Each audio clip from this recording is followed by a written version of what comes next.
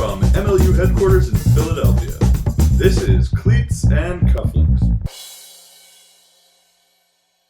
Welcome to Cleats and Cufflinks. I'm Nick Darling. I'm here with Dusty Rhodes. We're going to talk about Frisbee. We're going to talk about video. We're going to talk about first beer. We're going to say thank you real quick to Heavy Seas, our sponsor. Thank you, Heavy Seas. Thank you, Heavy Seas. Thank you. Thank you very much. Providing us some lovely libations for today and generally supporting the pod. We good supporters of the pod. Yeah. The GSOP. The GSOP. We like that. We like that.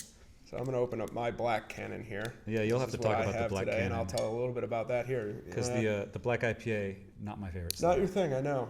They're hit or miss, but I have a feeling I'm going to like this one. So it says, while the style is an oxymoron, this ale is a variation of our loose cannon IPA with an obvious dark note. Ooh.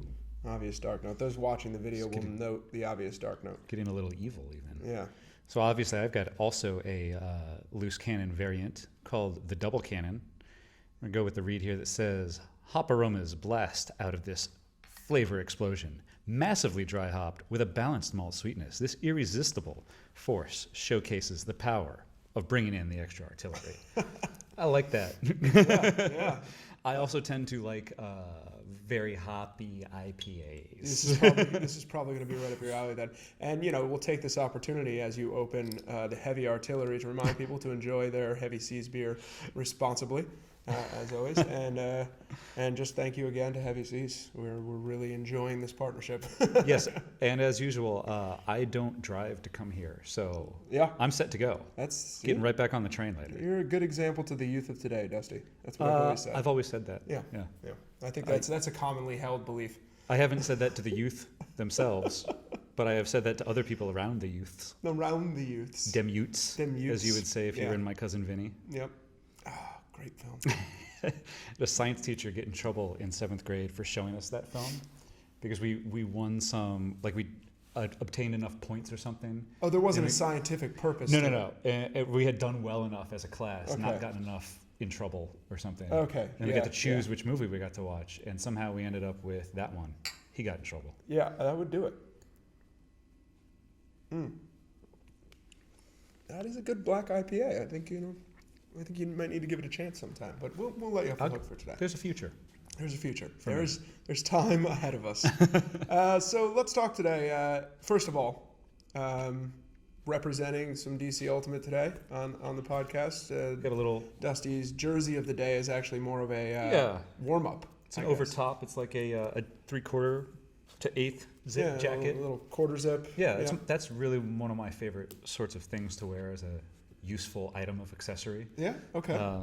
This is from Scandal. This is one of their patches. I love their patches, by the way. I purchased one at a recent DC Current game. Yeah, but I am a big fan of the patches. I have a couple from different years, so they had a couple different designs on the patches. This one has a cherry blossom, one of the memorials. It's hard for me to tell which one is which, even when I'm next to them. Yep. But it's certainly memorializing something. We've got the 3 stars. And the 2 bars. Stripes, yeah. 3 stars, 2 bars. And then we've got a lion here, which they have since switched out for a panda, which makes a little more sense. I think I have the panda patch at home. That's what design is you start with the design and then you refine the design and you work with it. It grows, it evolves. So one of the reasons I'm wearing the Scandal jersey is that I managed to watch Scandal a bunch between 2013 and 2015 or 14, depending on when I started working here, essentially. And it was very enjoyable to watch that team play. It was very enjoyable to watch them win 2 national championships.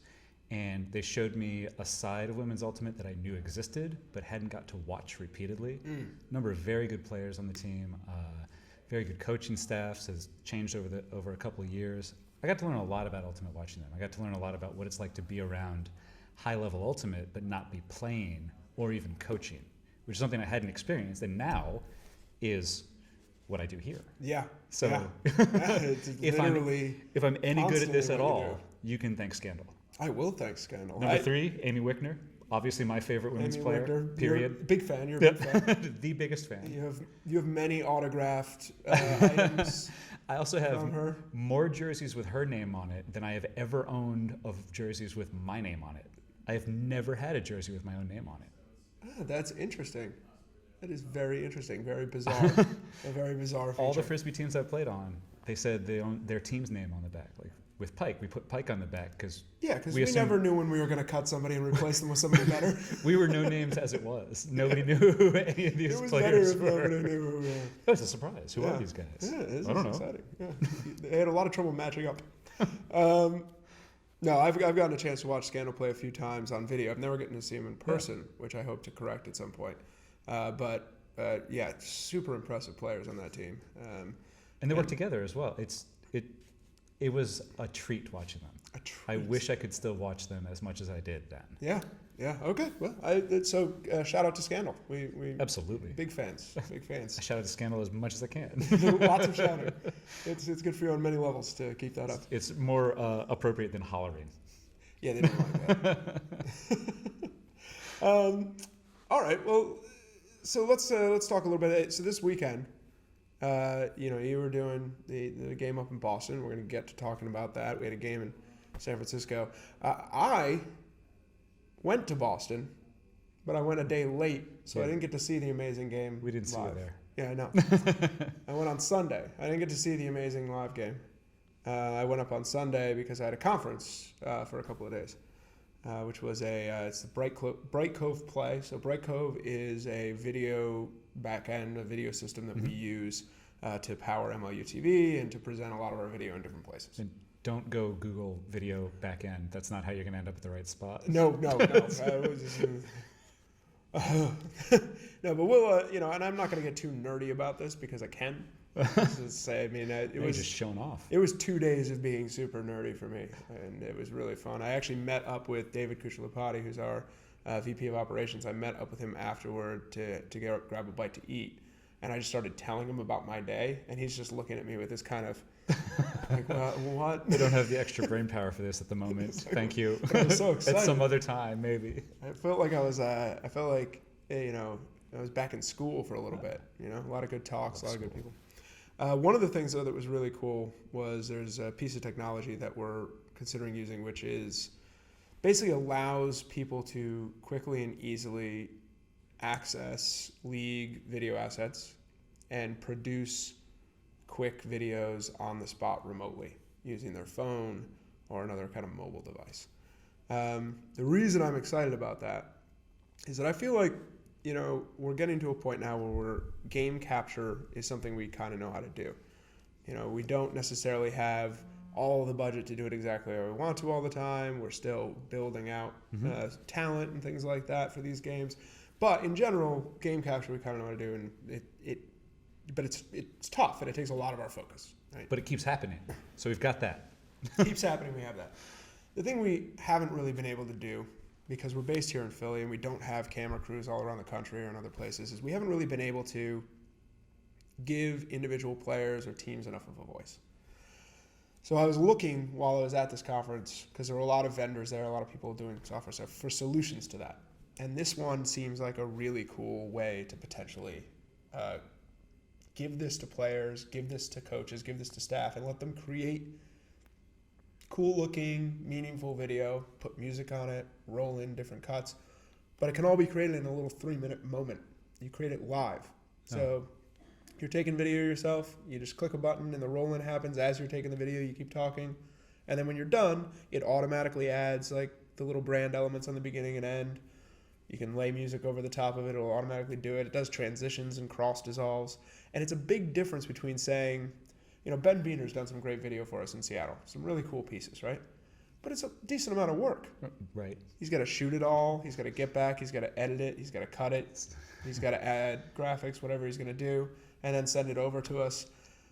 This way, you shoot it, you press a button, and it saves it up to our server. And then we can go ahead and go in there and say, oh, this is a really cool video by Ben Biener in Seattle, and hit publish, and we can automatically send it wherever we want to send it. Really excited about this idea. Feel like getting players to tell their story is big. So this is one of the things that, as we were discussing previously, that I've been thinking about for sports generally, not just for the MLU. We all talk about Twitter, we talk about social media, we talk about sharing everything on Facebook, and this idea of letting athletes speak for themselves the way that they want to, when they want to, and public figures of all sorts. So this is the relationship between media and not celebrities, but public figures, I guess is a better way to put it. So what part of that is controlled by the individual who is sort of the commodity, let's say, versus the person who's like the gatekeeper. So this is kind of opening that up a little bit, and that would allow you to encourage people to tell their own stories, as you say, but just to have their own voice. Whereas when they have to deal with me in like a post-game interview or whatever, like I get to frame the interview for the questions. Yeah. And we can talk about how good I am at that or not, but the idea is that they have to respond to some other prompt from someone else. And there are lots of people who just go off on whatever tangent they want to. Yeah. Your stump speech, if you're a politician, you just go off on that no matter what the question is. But this allows a little more flavor for, as you said, either teams or individuals to have a little more to say. Yeah, I think you put it in exactly the right place. Like, the idea is that there are plenty of ways for individuals to talk to an audience, right? But to be able to do that through the megaphone of a large brand, like, a sports league or something like that, and to use the resources, has challenges, right? Because the brand's concerned about how it's going to look and how it fits what they're controlling. So from our perspective, as the MLU, I want user-generated content is what you would call it in the business, right? The UGC. Yeah. All right, we need more acronyms. I've always thought that. Yep. There's definitely a shortage of acronyms. So you want that content, you want that stuff because it's real, it's authentic, it's interesting, and it's an angle that you don't usually get to see. Much like you always complain that you want different angles of our games that you don't get to see. I want all of the angles all of the time. You want all of the angles. So this is a different angle that you don't get to see that often. But the problem is that as a brand, we want to get that content, but we also want it to look okay. Right. And so having a tool like this that could potentially make that look okay, make it on brand, and then make it easy to publish may be a shortcut around having to send camera crews out and do the post-production, and may also maintain the authenticity that we're looking for with that content. And that's the thing that I feel would be the sort of key, is that the authenticity from the individual helping create it. Yeah. Because they're going to put it out and start it, or I'm not sure on the details specifically, but then if you own it, and if you're like, yes, I do like this, I'm going to send this off to MLU, or however the process works, essentially is that you believe in it in a way. Exactly. You believe in it, you're going to send it off, and then there is an editorial process. Right. If we're going to broadcast something through our system, we got to make sure it's okay. A little side note, I'm not going to name any names here, but we sent out a request to the teams for testimonials on friction gloves. And we wanted to get some testimonials from players and how they used them, whether they liked them, and we were going to publish them. And we got a couple, and they were great. We got one, I'm not going to say who it was from, or even what city it was from, where the player may have only been wearing friction gloves and a Frisbee. Well, it's better than friction gloves and not a Frisbee. Yep. No, the Frisbee was a vital part of probably held by the friction gloves, perhaps? Yeah. So that would be a situation where some gatekeeping might be in order, is what I'm saying. Well, and that's the sort of thing that individual could put out themselves. Yeah. Absent the MLU brand. Yeah, without any of our branding on it. Yeah. It's like specifically, I'm not encouraging them to do that, but right. Nor am I. But that's a thing. Might be amused. It might be amused. Yeah. And, well, we're amused. Is there anything more than just being amused, though? Well, that's a too big a question to answer on a 30-minute podcast. Yeah, no, we'd have to go down a long road for that.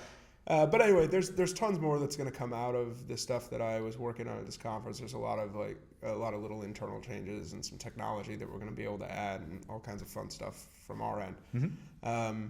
But that piece is something that I'm really excited about. Hopefully we can get to.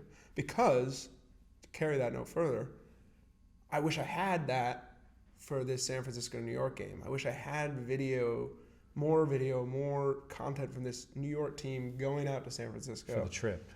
Nobody thinks they're going to win. Right. Right. Literally no one. Literally no one. They fly out. They seem like they're having a great time. I'm seeing stuff on Twitter and all that sort of stuff, which is really fun. Yeah. Then they go to this game and they have themselves a game. So let's talk about the games this weekend anyway. But let's talk about this cross-country game first. This is the first cross-country regular season game we've ever done. Yep. It's also the very first time that an East Coast team has ever gone west. Yep. At least on our dime. I'm sure they've been out there before. It's the first time we paid for it and sent them there en masse. For a purpose. For a purpose. Yeah. Not an open-ended trip. Not an open-ended trip. So it's an exciting game. And tell us your impressions of this game overall. Give us a little setting for this. Well, so the way that you assume that these sort of cross-country games and all the travel works, is that it works against the team that's traveling. Because you think they've traveled out there and not sleeping in their beds, they're doing all these weird things, they might not get enough sleep and whatever, but the flip side of that is that they're all traveling together. So they have this bonding time on the way out. This is what you're talking about with the wish we had more information and more things to put out about how much fun it is to travel with a team like that. And based on every experience that I've had with the Rumble this year, they're having fun playing Frisbee. They do appear, from the dance moves alone, they appear to be having a nice time. And, so be that as it, so as we go forward into the game a little bit, they came out ready to play from the very beginning of that game. And it took a San Francisco error on the very first possession. It was a 1-pass or 2-pass possession, missed swing pass, and then New York has an opportunity for a short field goal. They throw the disc into the end zone, as you try to do to score a goal. And that's typically the first. And the receiver falls down. And then the second player catches it. So New York's up 1-0, very early in the game, and they already have a lead in a game where no one expected them to even be competing, because based on the season that they've had, there's no reason to expect them to be able to. But with that little strike, that little quick early hey, San Francisco, we're here, we will score if you give us the disc, I think that made San Francisco a little bit nervous, and they weren't prepared to be down early. So then over the course of that first quarter, New York scored 5 breaks.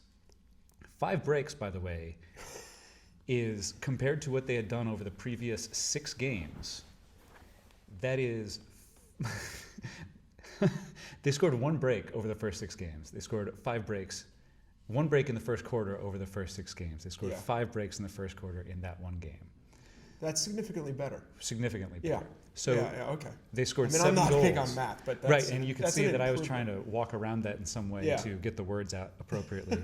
But they scored half their breaks in that game in the first quarter. So they scored 5 of their 10 breaks in the first quarter. And those 10 breaks they scored against San Francisco, that's the most breaks they scored in any game so far this season.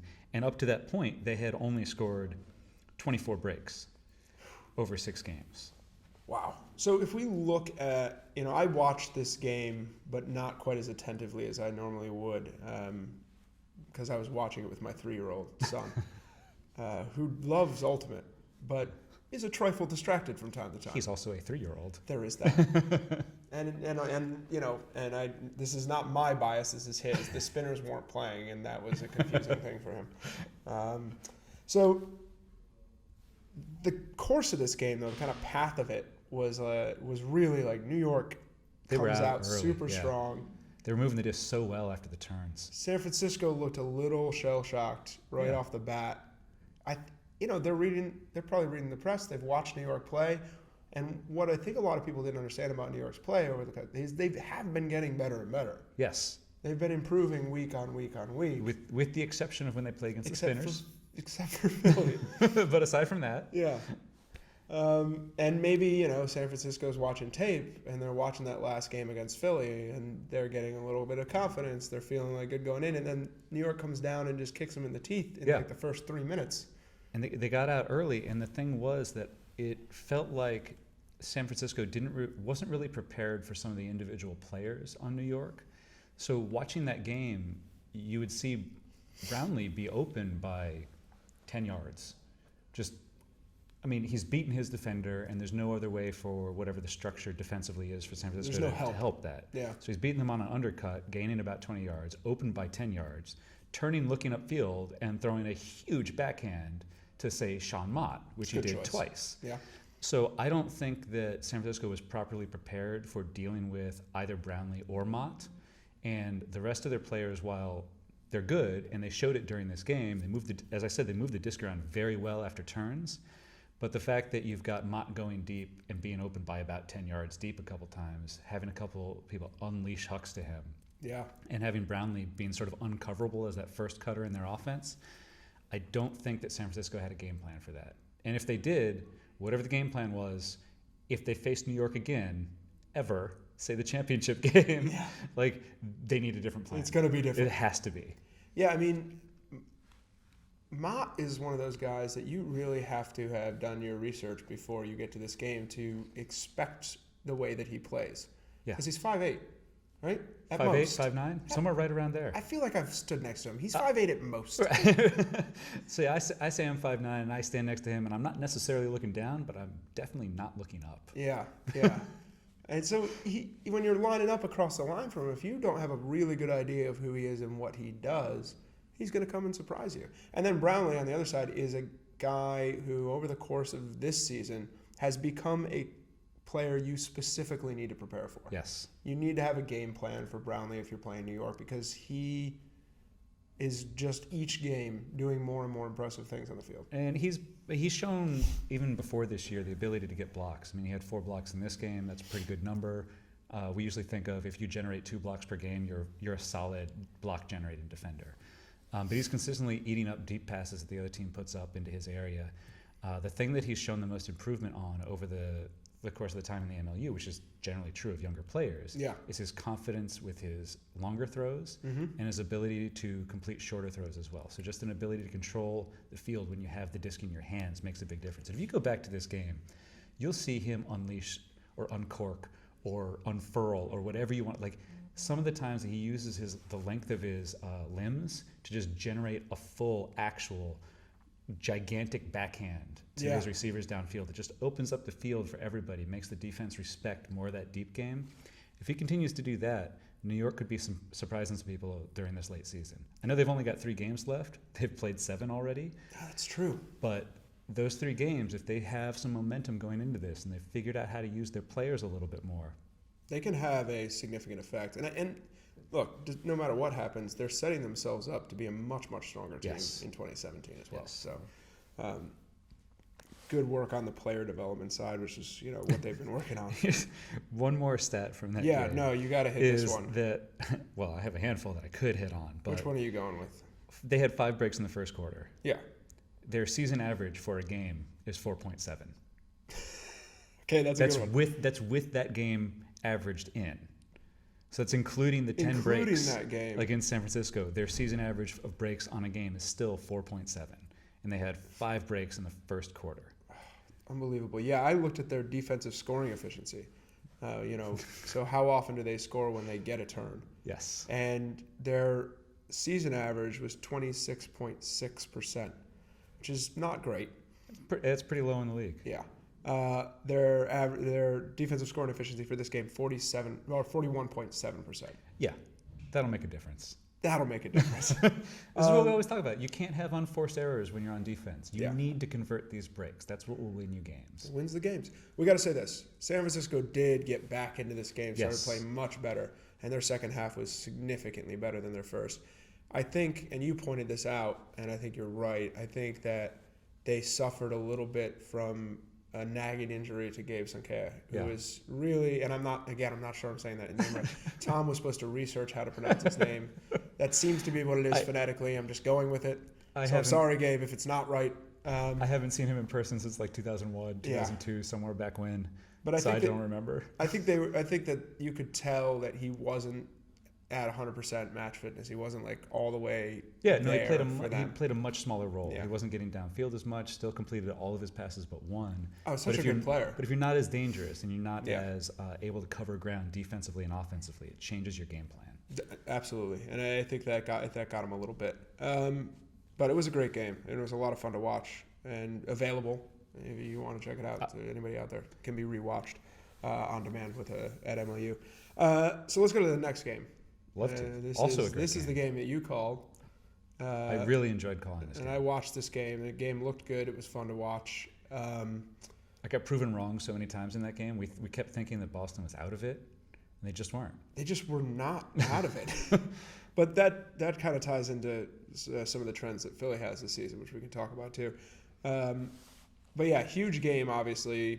Philly coming into the game undefeated. Boston with 1 loss against Philadelphia down in Philadelphia. So this is the first test with Philly going up to Boston, where historically, they've had a little bit of trouble winning. Not just them, everyone. Yeah, in all Right. fairness, yes. This is a thematic problem. Can't be for a lot of singling teams. Philly Yeah. out for that. No. Because they've been one of the two teams to actually win up there. Yes. Them in D.C. New York hasn't pulled off that feat yet. It is a feat. And, this game kind of showed you why. So give us the setting for the game. You're up there pretty early. You're in the mix of things. Like, give us kind of the background setting here. So as we got to the game, it didn't seem very windy. There was a breeze. There's always a breeze at Medford always has a breeze, yeah. And to be fair, I think there's always a breeze at some level at all of our stadiums that I've been to at least. You know that a stadium is going to have some wind when there is literally a wind turbine Right. right It's next right to in the background. field. So you look up and there's a windmill. You're like, I wonder if this stadium has some gusting problems. Well, the other way to tell is that a lot of stadiums that we're in, if you look out one edge of the stadium, you don't see buildings, you don't see hills, Yeah. you see a wide open expanse, and that's just a way It's for the wind to come in. It's inviting Yeah. the wind in. It's a welcome mat for wind. And so I actually don't think this is a bad thing. No. It provides some variance to the game, and in this situation, as the game approached, the wind was increasing, and we could feel it picking up. And then as the game went on, it seemed to continually get stronger. You could actually, it was strong enough that you could, I was watching it from home, you could hear it on your guys' mics. Oh, absolutely. Yeah. Which we could hear it there too, and Which it is causes wild. this thing where we sometimes speak too loud and we Yeah. limit the anyway. Anyway, Getting into that too much. technical Yes. issues. That's why we have an audio guy to help us fix that. I in the love booth. the audio guy. So as the wind was picking up, game started, and Boston just started making the errors that you specifically don't expect Boston to make. Yeah. Dropped passes, turfs, players cutting not exactly where they thought they were, players throwing into obvious blocks, and it just seemed like everything was going Philly's way. And then there was a Callahan that Sean Doherty got Half-field on pull. reset defense. Right? Yeah.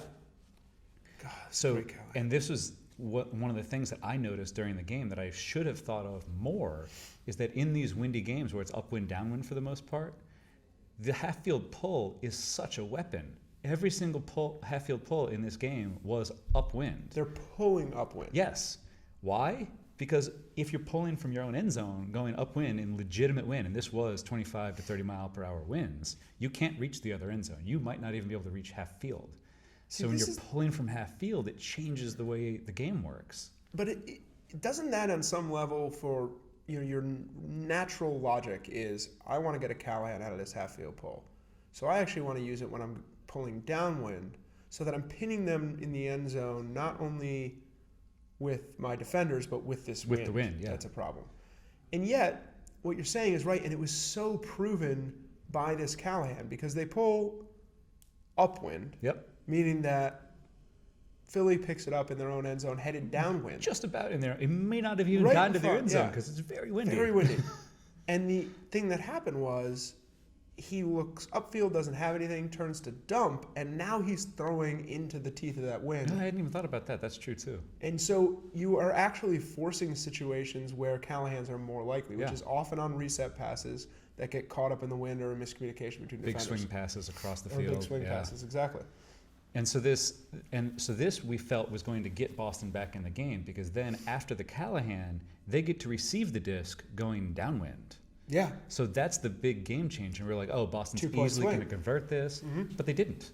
They did They not. threw into another block. It was a good block by Patrick Lindsay coming across Was that the Lindsay's front. block? Yeah, that was a It good was a block. goal-saving block, but Beautiful. really that pass shouldn't have been thrown. He should have been able to read that and see the block coming and sort of halt back on that. Then Philly went right back up the other way and scored.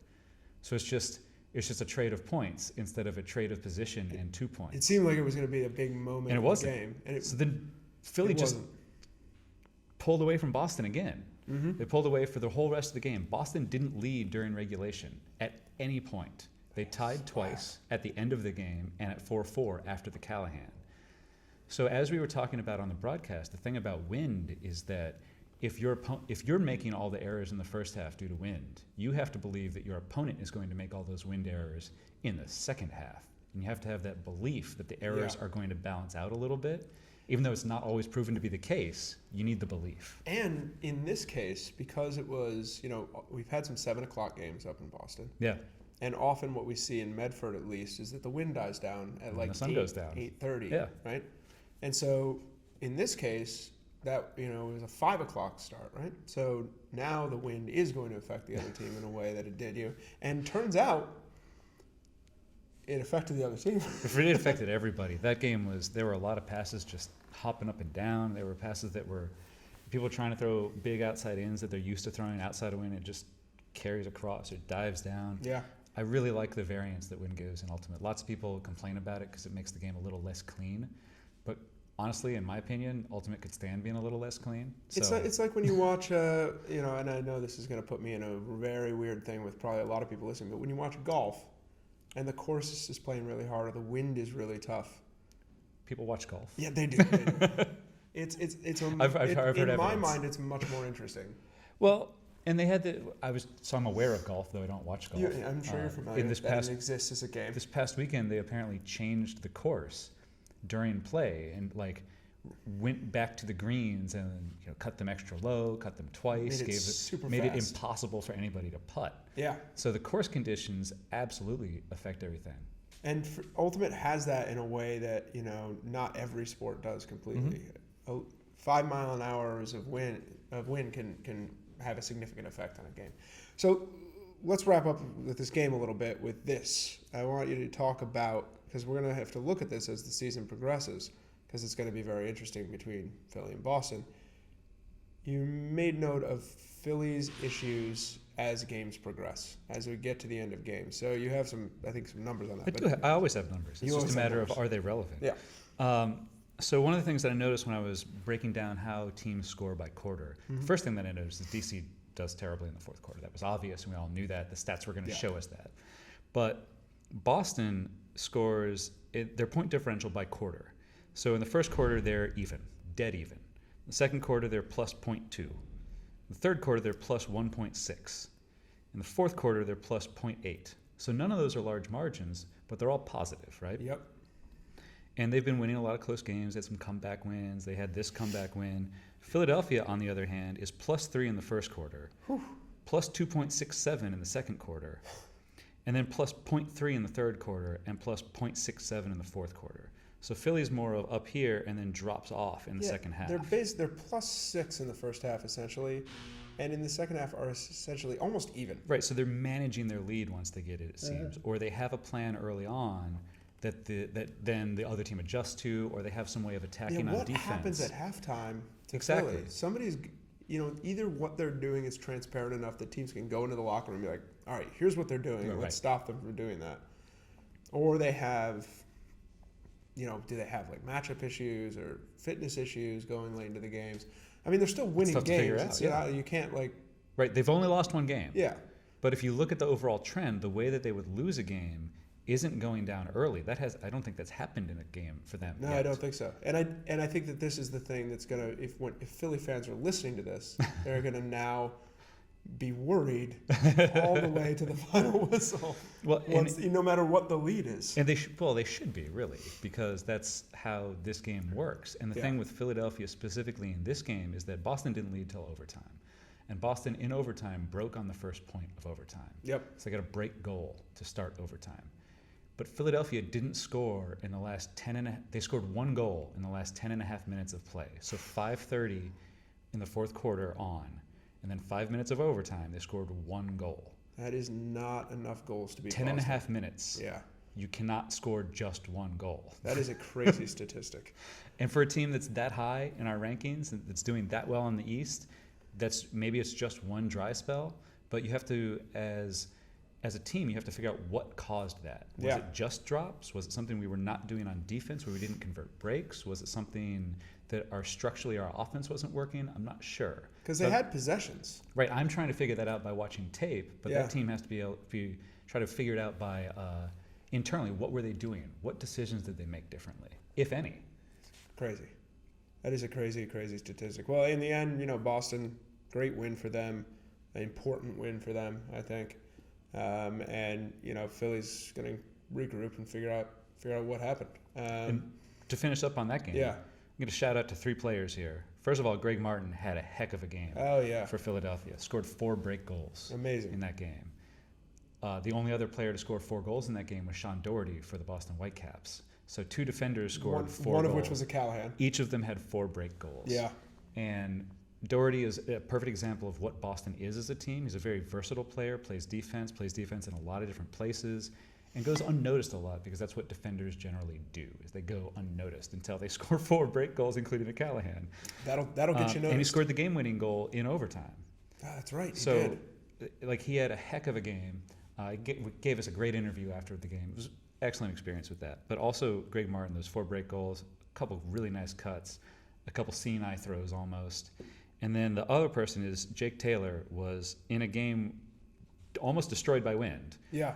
Was 35 for 37 with a 94.6% completion. Jake Taylor, which is the highest of any player with 15 plus throws. Yeah, and there were 12 players with 15 plus throws. And some of those as low as like 75, 78% kind of range. Yes. Yeah, that's an impressive. So having a game. rock solid handler start your offense and be involved in your offense, it really helps. A lot of his passes were big cross-field swings in the wind that were right on the money. Huge difference in that game. Man, what a good weekend. Really enjoyed this weekend. Only 2 games. And I mean this with so no much offense fun. to the other 6 weekends. This was my favorite weekend so far for watching games. Well, let's talk about next weekend. Love to. If we want to talk about excitement, let's talk about next weekend. We can only do this briefly because we're running a little bit long on our time today, but we'll go over a little bit maybe. We're talking Frisbee. We're talking Frisbee. It makes us run long. It's just the way it is. Got to run long for that deep pass. It always. So let me give you a deep pass. We have other games going on this weekend, and I'm sure we could do interesting previews of all of them. But I think, given the excitement of the San Francisco New York game, cross country game, we have also the first regular season cross country game in the other direction. And you're calling this game. You lucky. I'm really excited about this game. I'm jealous. And I have to be here because I'm calling the Vancouver game this weekend. So I don't get to go up. But I will be watching. That's your loss. Intently. I mean, no offense to the Vancouver game, but no, I mean it's going to be Vancouver's first win, right? I don't know. I haven't looked at it that closely. We got to look closer at that game, but it'll be fun to call the game. Vancouver's going to get a win. I'm actually calling it with Bert Katzen. Which should be the sales guy. Yeah, should be really interesting. He let me in this morning. We'll see how that goes. Yeah, he's a pleasant fellow. He'll go out of his way. But you get the Portland-Boston game. Yeah.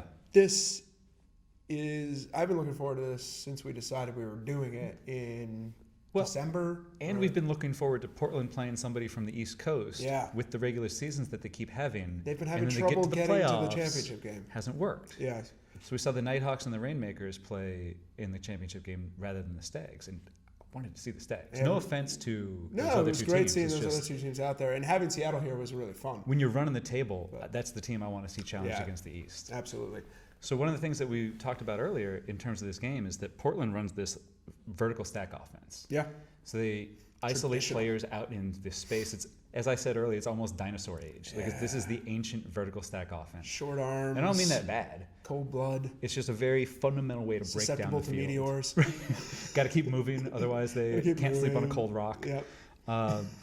So what they do is they use 2 of their best players in isolation out of this vertical stack, and that's Cody Bjorklund and Timmy Perston. Yeah, those 2. And Bjorklund is a fantastic 2-way threat, has all the deep throws that you could need, but it's Perston that I just don't know how Boston's going to deal with. He's ridiculously fast, and this comes across every time he plays, and it comes across every time that you watch him, but he's deceptively tall. He's 6'3" and one of the fastest players in the MLU. Yeah. So there isn't any offense that's structured like that on the East Coast. This is 2 cutters, and they run their offense through 2 cutters out of a vertical stack. On the East Coast, you don't see that.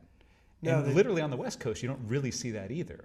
The East Coast tends to spread it around a lot. If we look at that Boston-Philly game that you were talking about, no players had more than what, 3 assists? Yeah, on either side, and that's routine for both of those teams. Yeah, whereas this game will be different. And I think you pointed out the thing that I'm going to be watching for most intently.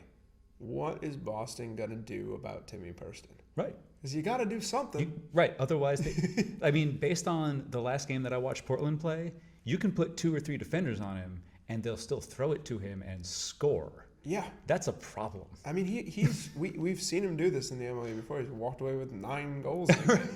And that was so. But I was looking back through his stats. He had 9 goals in one game in the season where he played one game.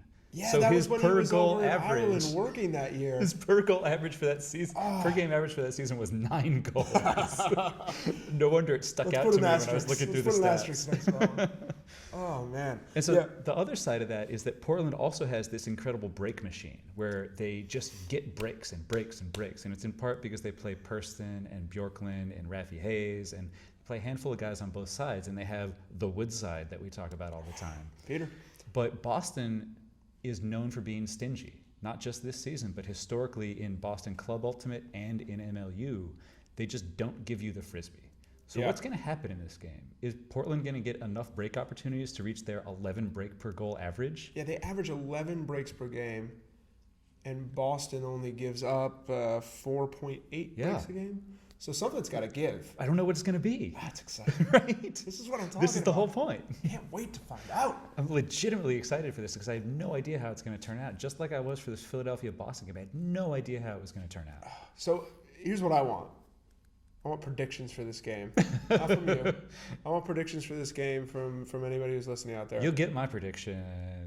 It'll come out tomorrow, I believe, in the picks and predictions. Tomorrow. Okay. Hey, we'll wait for your prediction. I want to see what other people think about this. So, Boston, Portland, unprecedented matchup, brand new game in a lot of ways. Who do we think is going to win? It's got everything you could want. You can tweet this answer to us at Cleats Cufflinks, or at Nick Darling, or at Dust Tweeter. Dust Tweeter. Dust Tweeter. DUSTWEETR. Boom. And tell us what you think is going to happen in this game.